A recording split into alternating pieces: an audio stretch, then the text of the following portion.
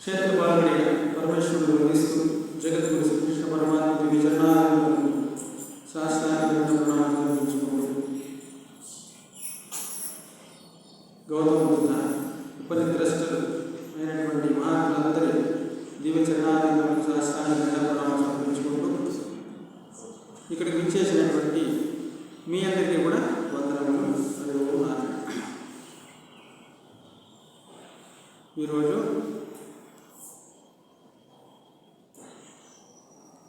ఈ బ్రహ్మ సమాజం ఆశ్రమంలో తైత్తరీయ ఉపనిషత్తు చెప్పమని అడిగినారు. మనకి ఏదైతే తెలియదో దాన్ని తెలిపేటువంటిదే వేరు. మనకు తెలిసిన దాన్ని తెలియజెప్పాల్సిన పని లేదు మహాత్ముడు కదా. ఏదైతే తెలియదో దాన్ని తెలుసుకోవాలా, ఆనందంగా జీవించగలగాలి. ఉప్మా చేసేది ఎట్లా అని ఇట్లా మీటింగ్లు పెట్టి చెప్పాలి. అందరికీ ఉప్మా చేసేది కదా. రవ్వ పోసి తిరగవాలి పోసేసి ఉడికిచ్చేస్తే ఉప్మా అయిపోయింది.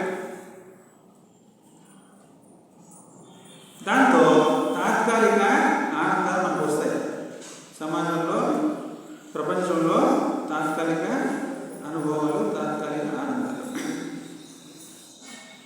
ప్రతి మనిషి కూడా పుట్టింది మొదలు మరణించేంత వరకు, ఉదయం నుండి రాత్రి వరకు ఎన్ని కోరికలతో ఉంటాడో? ఎన్ని కోరికలు ఉంటాయి? 1000 ఉంటాయా? 1000 ఉంటాయి. 1000 ఉంటాయి. ఎట్లుంటాయో తెలీదు. కానీ ఆ అన్నింటి యొక్క లక్ష్యం మాత్రము ఒకటే. ఏం చెప్పు? నేను బాగుండాలా. ఎన్ని కోరికలు నీకు ఉండిలే, ఎన్నైనా కోరికలు ఉండి ఆ కోరిక వెనకాల లక్ష్యము ఒకటే ఉంటుంది, నేను బాగుండాలా. ఇప్పుడేమో బాగాలేదు, నాకు బోర్ కొడతా ఉంది, టీవీ ఆన్ చేసుకుంటాం. టీవీ ఆన్ చేసుకునేది ఒక కర్మ. టీవీ చూస్తే నాకేమో వస్తుంది అనుకుంటావు. వస్తుందో రాదో మనకు తెలియదు. మొత్తానికి టీవీ ఆన్ చేసుకుంటాం. నేను ఇట్లా సరి చేసుకుంటా. మీకు ఆ బాధ ఏం లేదు, అర్థమైందా? ఎక్కువ ధర బయట పెట్టుకుంటా. నీకు ఆ బాధ లేదు. పెట్టు, సౌండ్ పెట్టు, పెట్టుపా. నేనే చెప్తా కదా నీకే. అయినా టీవీ ఆన్ చేసుకుంటావు. టీవీ ఆన్ చేసుకుంటే ఏదో వస్తుంది అని అనుకుంటాం, పోయింది.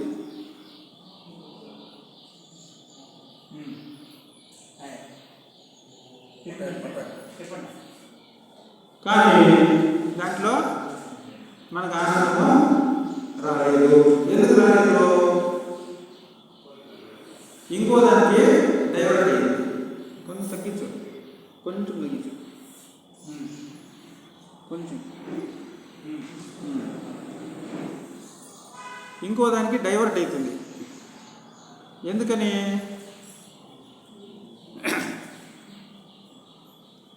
ఉన్నదాన్ని జనగొడుతుంది. మీరు అంతే, చేసింది ఏం లే. హలో మరియు కట్టే మైకే లూజ్ కంటెక్ట్ ఉంది. సరే వచ్చేయండి. టీవీలో ఆనందం ఉండింటే పోయింది గొడవ. టీవీలో మనకు ఆనందం ఉండింటే ఇంకో దానికి డైవర్ట్ కాం మనం కదా. మళ్ళీ కాఫీ తాగాలనిపిస్తుంది, మళ్ళీ దానికి చేంజ్ అయిపోతుంది. కొన్ని కాఫీలో ఆనందం ఉంది కదా, బాగుంది కదా, మరి రాత్రి దాకా తాగుతానే ఉండవు. అట్లుంటావా? ఉండవు. మళ్ళీ ఇంకో దానికి కన్వర్ట్ అయిపోతావు. అట్లా ఎన్ని కోరికల వైపు తిరుగుతూ ఉన్నా దాని లక్ష్యం ఏమి? నేను బాగుండాలా. ధర్మకార్యాలు చేయి, దాని వెనుక కూడా నేను బాగుండాలంట. అధర్మ కార్యాలు చేస్తాడు. ఒక మర్డర్ చేస్తాడు అనుకోండి, తలపై ఎన్ని రోజులు ఈ సమాజంలో ఉంటావో, ఒక 5 ఏళ్ళు పోయి నేను జైల్లో కూర్చుంటామో అని చెప్పి వాడు మర్డర్ చేస్తాడా? అట్లా కాదు. వీడంటే తొలగించుకుంటే ఇంక నాకు ఎదురు లేదు, నేను బాగుంటాను.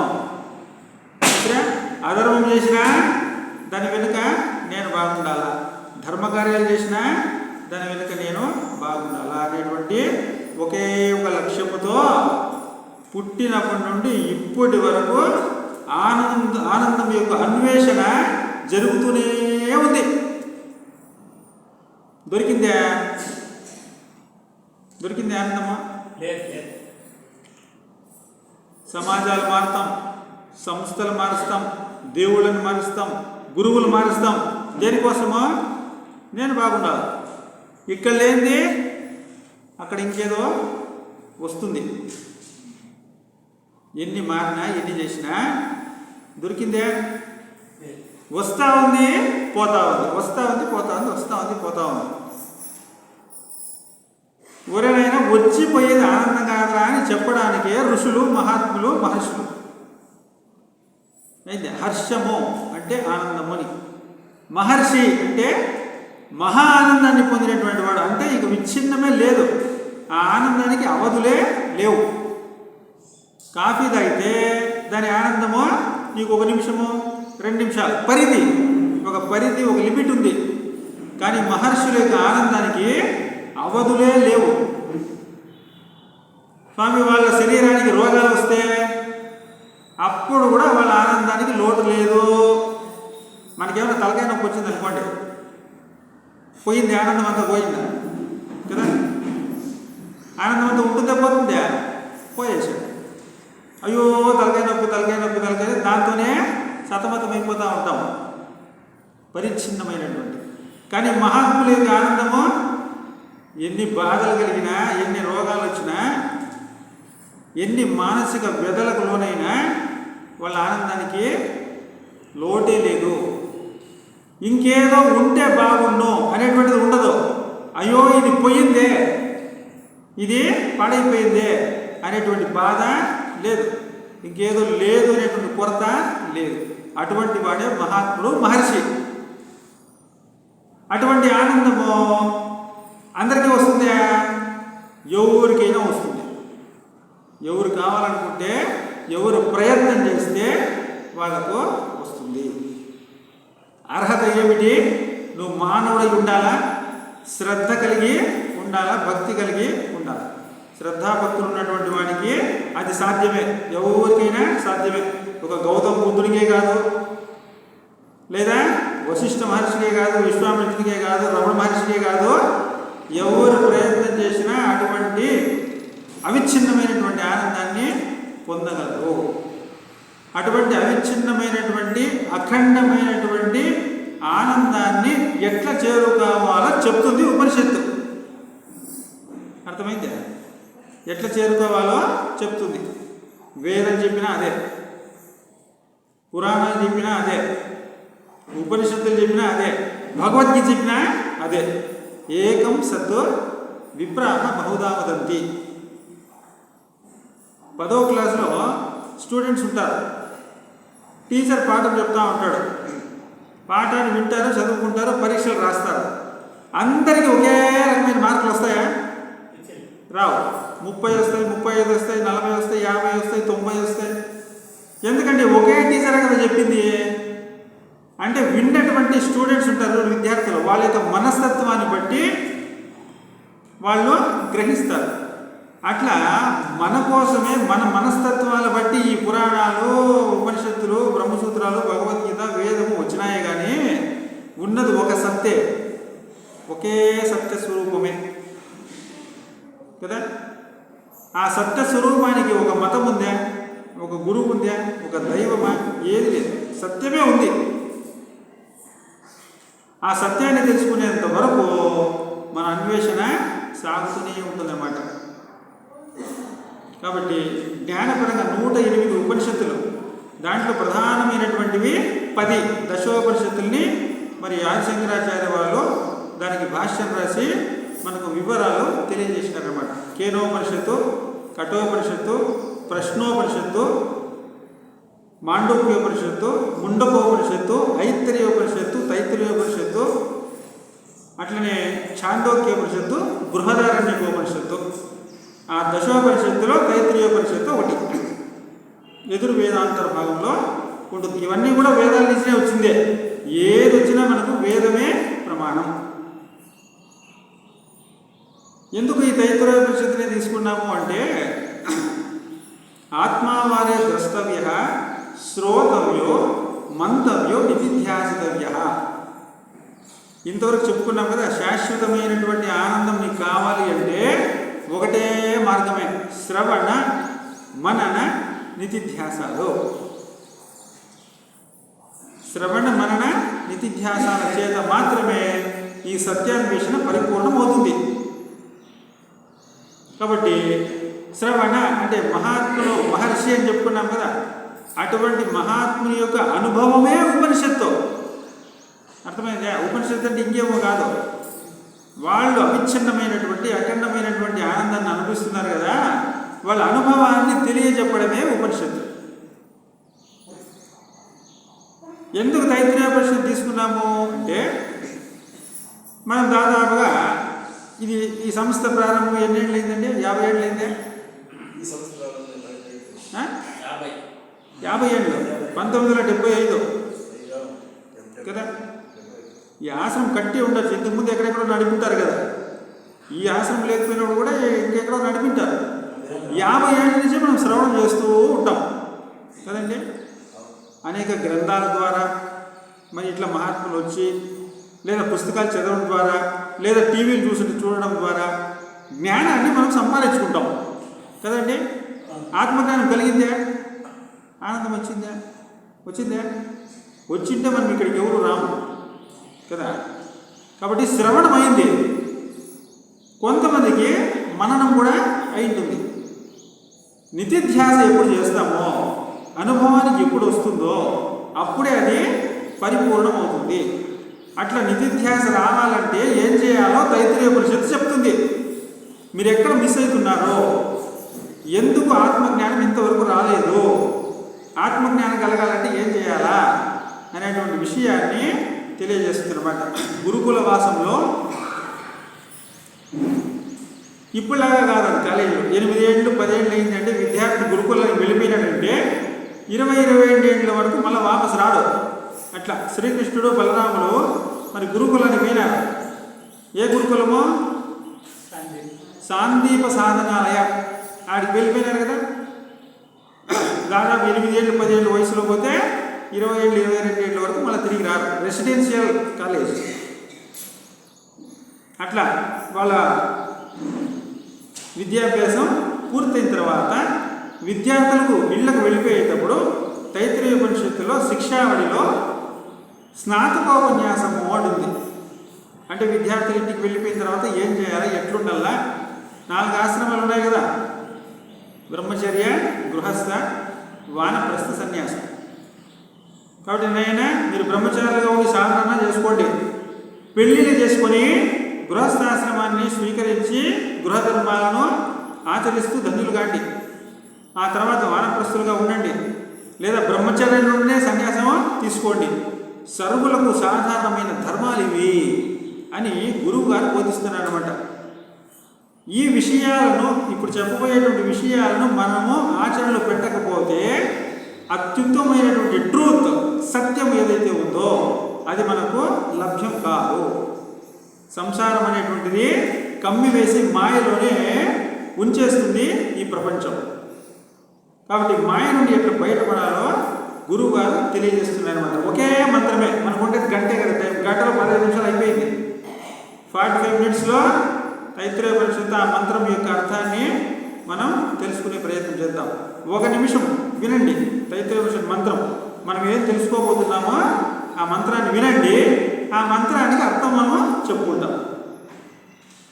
ఓం వేదమనోచ్చాచార్యోక్తే వాసిన మనుషాస్తి సత్యం వద ధర్మంచ దుర్జన స్వాధ్యాయాన్మా ప్రమదః ఆచార్య ప్రియం ధనమాశ్రిత్య ప్రజాదంతమాం వివత్సేద్రిహి సత్యాన్న ప్రమదితవ్యం ధర్మాన్న ప్రమదితవ్యం భూత్యేన ప్రమదితవ్యం కుశలాన్న ప్రమదితవ్యం స్వాధ్యాయ ప్రవచనాభ్యాం న ప్రమదితవ్యం దేవా పితృకార్యాభ్యాం న ప్రమదితవ్యం మాతృదేవో భవ పితృదేవో భవ ఆచార్యదేవో భవ అతిథిదేవో భవ యాన్యనవద్యాని కర్మాణి తాని సేవితవ్యాని నో ఇతరాణి యాన్యస్మాకం సుచరితాని తాని త్వయోపాస్యాని నో ఇతరాణి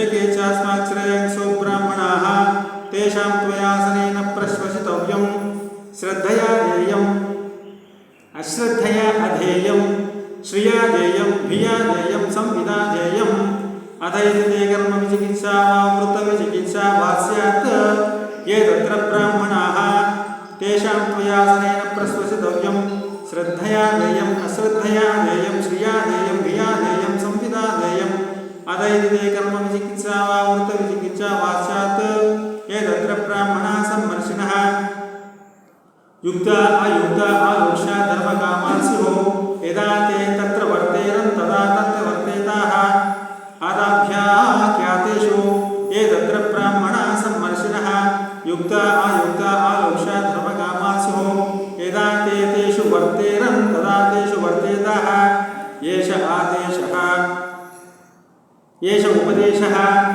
ఏషా వేదోపనిషత్ ఏతదనుశాసనం ఏవముచైతదుపాస్యం. ఓం శాంతి శాంతి శాంతి. ఓం శన్నో మిత్రశం వరుణః శన్నో భవత్పర్యమా శన్న ఇంద్రో బృహస్పతిః శన్నో విష్ణురుగ్రమః. నమో బ్రహ్మణే నమస్తే వాయుః త్వమేవ ప్రత్యక్షం బ్రహ్మాసి త్వమేవ ప్రత్యక్షం బ్రహ్మ వదిష్యామి ఋతం వదిష్యామి సత్యం వదిష్యామి తన్మామవతు తద్వక్తారమవతు అవతు మాం అవతు వక్తారం. ఓం శాంతి శాంతి శాంతి.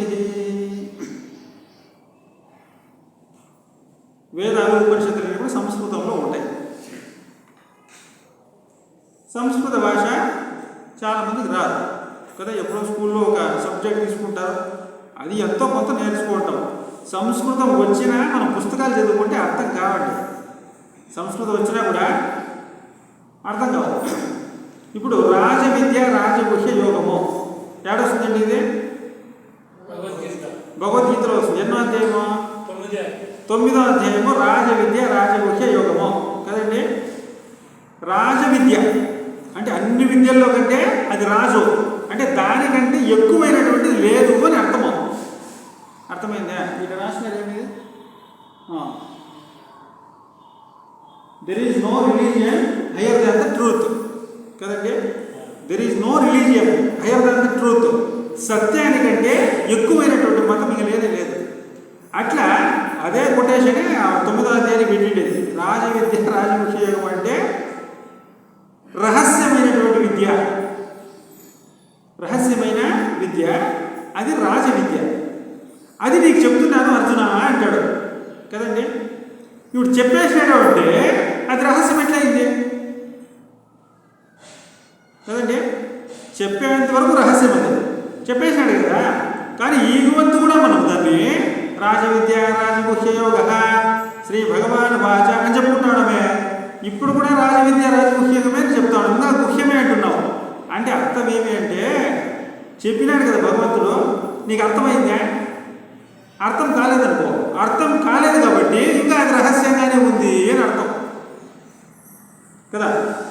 ఇప్పుడు ఇంకా చెప్తుంది. ఎందుకు చెప్తున్నామంటే ఇంకా అది రహస్యంగానే ఉంది, నీ అనుభవానికి రాలే. అనుభవానికి వచ్చేంత వరకు అది గుహ్య యోగమే, రాజవిద్య రాజగుహ్య యోగమే కదా. అది రహస్యంగానే ఉండిపోయింది. అట్లా భగవంతుడు అటువంటి మహదానందాన్ని పొందడానికి ఒక క్వాలిఫికేషన్ కావాలి, ఒక అర్హత అనేది కావాలి. ఆ అర్హతని ఈ మంత్రము ఇస్తుందన్నమాట. మనమేమో ఆత్మ సాక్షాత్కారము, ఆత్మ విద్య, బ్రహ్మ విద్య, ట్రూత్ అంటున్నాం కదండి. ఎక్కడుంది ఇది? ఎక్కడ వెతికి దీన్ని పట్టుకోవాలా కదా? ఎక్కడుందని పట్టుకుంటావు? వెంకటేశ్వరుడు ఎక్కడున్నాడు? తిరుమలలో ఉన్నాడంటే తిరుమలకు పోతాం కదా. రమణ మహర్షి ఎక్కడున్నాడు? తిరువణామలలో ఆయన సమాధి ఉండండి, పోతే అక్కడ సమాధి ప్రదక్షిణాలు చేసి ఆయన ఆశీర్వాదం పొందాల్సిన తిరువణామలకి పోతాం. బ్రహ్మ విద్య, ఆత్మ విద్య ఎక్కడుంది? ఎట్లా పట్టుకోవాలి? ఏడుంది బ్రహ్మ విద్య? ఏడుంది ఆత్మ? ఏడుంది ఆత్మ? అంతర్బహిస్స తత్సర్వం వ్యాప్య నారాయణ స్థితః అనంతమవ్యయం కవిగం సముద్రేత్తం విశ్వసంభవం. అంతర్బహిస్స తత్సర్వం, లోపల ఉంది, బయట ఉంది. లోపల బయట ఉన్నటువంటి ఆత్మ చైతన్యాన్ని ఎట్లా పట్టుకోవాలా? బయట పట్టుకోవాలనా ముందు లోపల పట్టుకోవాలనా? కాబట్టి దృష్టి జ్ఞానమయం కృత్వ పశ్యేత్ బ్రహ్మమయం జగత్. ముందు నీ లోపల ఉన్నటువంటి పరమాత్మను నువ్వు దర్శిస్తే, లోపల ఉన్నటువంటి చైతన్యం సత్యం. నువ్వు దానికి పేరు ఏదన్నా పెట్టుకో. నువ్వు ఆత్మాని పెట్టుకుంటావా, చైతన్యం అని పెట్టుకుంటావా, లేదా యూనివర్సల్ కాస్మిక్ పవర్ అని పెట్టుకుంటావా? పేరు ఏదన్నా పెట్టుకో, ఉండేది ఒకే సత్యమే. ఏడుంది? లోపలే ఉంది, ఇంకెక్కడో లేదండి. ఆ లోపల ఉన్నటువంటి చైతన్యాన్ని నువ్వు దర్శిస్తే పశ్చేత్ బ్రహ్మమయం జగత్. ఇక రాగద్వేషాలు కానీ, భిన్నత్వం కానీ, ఎక్కడ నీకు దుఃఖమైనటువంటిది కానీ కనిపించదు. కాబట్టి అన్వేషణ ఎక్కడ చేయాలా? సూర్యుల్లో ఏముంది, చంద్రుల్లో ఏముంది, నక్షత్రాల్లో ఏముంది, భూమిలో ఏముంది, సముద్రంలో ఏముంది వెతుకుతాం మనము. నాలో ఏముంది వెతికినావా? చూడు, అది చెప్పడానికే ఉంది ఉపనిషత్తు, అది చెప్పడానికే మహాత్ములు ఉన్నారు. ఎవరైనా ప్రపంచమంతా వెతుకుతా ఉండవు కదరా. నేను ఏడ బాగుంటాను, ఏముంది ఏముంది ఏముంది అని నీలో ఏముందో వెతుకో. కాబట్టి చేయాల్సింది అంతరాన్వేషణ. అర్థమైందే? అంతరాన్వేషణ. ఆ అంతరాన్వేషణకు క్వాలిఫికేషను ఇస్తోంది ఈ మంత్రం అన్నమాట. వేదమనోచ్చాచార్యోంతే వాసిన మనశాస్తి. విద్య అంతా అభ్యాసం చేసిన పూర్తి అయిన తర్వాత సత్యం వద ధర్మంచర స్వాధ్యాయాన్మా ప్రమదః ఆచార్య ప్రియం ధనమాకృత్య ప్రజానందమాం వ్యవత్సే శ్రీహే అని ఉపదేశిస్తున్నాడు పరమాత్మ. సత్యము నుండి చ్యుతి పొందవద్దు, ధర్మాచరణ నుండి చ్యుతి పొందవద్దు. ప్రజాతంతుమాం వ్యవత్సే శ్రీహి అంటున్నాడు. గృహస్థాశ్రమ ధర్మాన్ని స్వీకరించిన తర్వాత సత్సంతానాన్ని కలిగి ఉండి సమాజ శ్రేయస్సు కోసం ఆ సంతానాన్ని ఉపయోగించు అంటున్నాడు.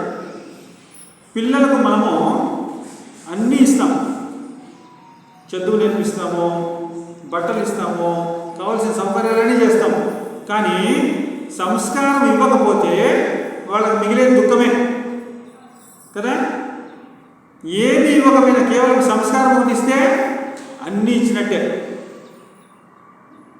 కాబట్టి అటువంటి సంతానాన్ని కలిగి ఉండండి అని ఆ ఉపనిషత్తు చెప్తుందన్నమాట. స్వాధ్యాయాన్మా ప్రమదః ఆచార్య ప్రియం ధనమాహృత్య ప్రజానందమాం వ్యవస్సేత్ సేహి. సత్యాన్న ప్రమదితవ్యం, ధర్మాన్న ప్రమదితవ్యం, బుద్ధ్యైన ప్రమదితవ్యం, కుశలాన్న ప్రమదితవ్యం. సత్యము నుండి చ్యుతి పొందవద్దు, ధర్మము నుండి చ్యుతి అంటే పతనము కావద్దు అని చెప్తున్నాడు అనమాట. సత్యము, సత్యం అంటే ట్రూత్ కదా. ఆ సత్యానికి భౌతిక రూపం ఒకటి ఉంది, ఏదంటే నిజం చెప్పడం కదా. ఈ నిజం చెప్పడం అనేటువంటి దాని నుండి నువ్వు ప్రయాణిస్తే అసలైన సత్యాన్ని చేరుకుంటావు. భౌతికమైనటువంటి వ్యావహారికమైనటువంటి సత్యాన్ని పట్టుకుంటే అప్పుడు అసలైన సత్యాన్ని చేరుకుంటాం. ఫౌండేషన్ గట్టిగా ఉండాలన్నమాట. కాబట్టి సత్యం వద అని వేదం చెప్తుంది. కానీ ఏమంటే మైకులు పెట్టుకొని భోజనాలు పెట్టి ప్రవచనాలు చెప్పడం చాలా సులభం అండి. ఈ కలియుగంలో సత్యం చెప్పి బతికినవాడు ఎవడన్నా ఉన్నాడా? అది ఎప్పుడో పురాణ కాలంలో పోయింది, కానీ ఇప్పుడు సత్యం చెప్పడము సాధ్యం కాదు అని ఎవరికి వాళ్ళు సర్టిఫికెట్లు రాసుకొని వాళ్ళంతా వాళ్ళే లెటర్ రాసుకొని వాళ్ళే సంతకాలు పెట్టుకొని సీల్ వేసుకొని జోలు పెట్టుకున్నారు అందరూ కదా. కలియుగంలో సత్యం లేదు. త్రేతాయుగంలో అగ్ని ముట్టుకుంటే ఎట్లుండే? చల్లగా ఉండే, వేడిగా ఉంది కదా. ఇప్పుడు అగ్ని ఎట్లుంది? అట్లే ఉంది కదా. అప్పుడు సముద్రంలో నీళ్లు ఏమన్నా తీయగా ఉండే, ఉప్పుగానే కదా ఉండే. ఇప్పుడు ఉప్పుగానే ఉంది కదా. ఏదన్నా నువ్వు ధర్మం తీసుకో, అన్ని వాటి ధర్మాలు అన్నీ అట్లే ఉన్నాయి. ఏ ధర్మమో మారలే. భూమి ధర్మం మారిందా? నీళ్ళ ధర్మం మారిందా? వాయు ధర్మం మారిందా? అగ్ని ధర్మం మారిందా? ఆకాశ ధర్మం మారిందా? మానవుని బుద్ధి మాత్రం మారింది అంతే కదా. ధర్మం ఏది మారింది లేదు. ఆచరణలో లోపమే. భగవంతుల్లో శక్తి తగ్గిందా? భక్తుల్లో భక్తి తగ్గిందా? అనుగ్రహం రాలేదంటే భగవంతుల్లో శక్తి తగ్గిపోయిందా లేదా భక్తుల్లో భక్తి తగ్గిందా? అది కూడా చూడాలా. కాబట్టి కలియుగంలో ధర్మం లేదు అంటే ధర్మం ఎప్పుడు ఉండేదాన్నే ధర్మము అంటారు, లేదు కాదు. ఏది సత్యము సత్యము సత్యం అంటున్నామో దాని యొక్క భౌతిక రూపమే ధర్మము. అర్థమైంది? కాబట్టి ధర్మము అంటేనే మారేది కాదు అని అర్థం. యద్రూపం నశితం తద్రూపం నవ్వి అభిచరతి తత్సత్. ధర్మం అంటేనే మార్పు లేనిది అని అర్థం. ఏ కాలాల్లో అయినా అది ఉంటుంది. కాబట్టి సత్యం వద అంటే నిజం పలకండి. ఒక ఆయన అన్నాడు, సమయం ఎంత ఈజీగా చెప్పేస్తారు మీరు, నిజాలు చెప్పండి అని. ఇప్పుడు రోడ్లో పోతా ఉంటాము, వాడు వచ్చి ఒక యాక్సిడెంట్ చేస్తాడు, నేను చూస్తానే ఉన్నా. వాడు ఆటో వాడు వచ్చి గుద్దేశాడు, వాడు స్పాట్ అవుట్, చనిపోయినాడు. పోలీసు వాడు వచ్చి కేసు రాసుకుంటా అన్నాడు. ఏమయ్యా నువ్వు చూసినావా అని నన్ను అడుగుతాడు అనుకోండి. నేను అవునండి నేను చూసినాను అని చెప్తే ఇక వాడు 170 సార్లు వాళ్ళు పోలీస్ స్టేషన్ తిప్పలాడుతూనే ఉంటాడంటే మాకు ఇదే పనే, కాబట్టి నేను చూడలేదని చెప్పేస్తాను. సత్యం చెప్తే నేను కోర్టు తిరిగాడు. నేను ఎక్కడో దారిలో పోయేవాడు. నేను ఆటో వాడిగా